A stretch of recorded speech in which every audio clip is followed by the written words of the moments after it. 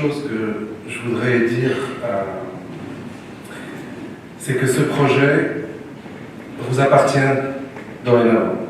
Il a été fait avec Reporters sans frontières, il a été fait grâce au conseil de personnes qui nous ont aidés et qui sont des spécialistes de la question. Il a été fait grâce à une équipe qui a travaillé sans relâche, jour et nuit, jusqu'à hier très tard d'ailleurs, jusqu'à, je ne dis pas l'heure, mais elle est indécente. C'est une enquête qui a duré à peu près 3 mois, qui a été réalisée en partenariat avec Reporters sans frontières. Son objet est, pour la première fois au Maroc, de identifier, cartographier le secteur des médias dans toute sa diversité. C'est un travail qui n'a pas été fait jusqu'à présent. C'est un travail qui a demandé une méthodologie qui est transverse en fait, qui a été déjà appliquée dans une dizaine de pays. On l'a évidemment adapté pour certaines spécificités locales, notamment pour expliquer qu'il y a 2 bassins de lectorat, un bassin arabophone et un bassin francophone, même s'ils se chevauchent.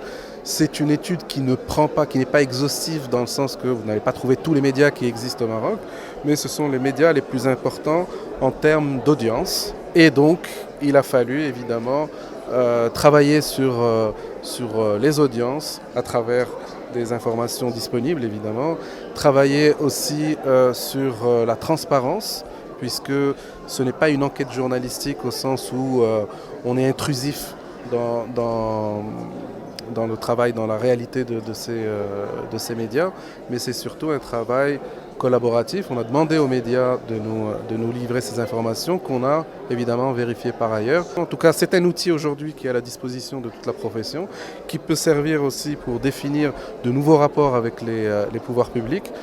Comme vous le savez, quelle que soit la typologie des médias que nous avons au Maroc, il y a des fragilités dans les modèles économiques, il y a des difficultés.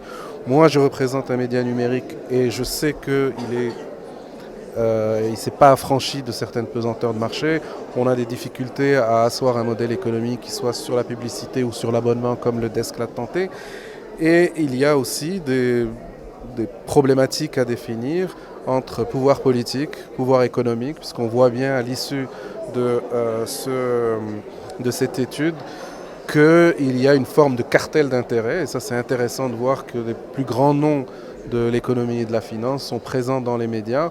Alors c'est quelque chose qui existe évidemment dans la plupart des pays, mais à la différence que dans le contexte marocain, il n'y a pas suffisamment d'anticorps au sein des rédactions, de l'organisation pour rendre ces rédactions indépendantes par rapport au pouvoir politique et économique. Alors c'est une étude qui a son importance parce qu'elle existe, mais c'est une étude qui, de la manière dont elle a été présentée, reste très approximative. Je suis personnellement pas d'accord de la manière avec laquelle les personnes qui gèrent cette étude, notamment nos amis Ali Ammar et le Desk, ont présenté l'étude. Je pense que le fait que l'étude existe est un fait positif. La manière dont elle a été présentée, je pense qu'elle a été présentée de manière un petit peu approximative, en mettant en avant des personnes qui n'ont pas à être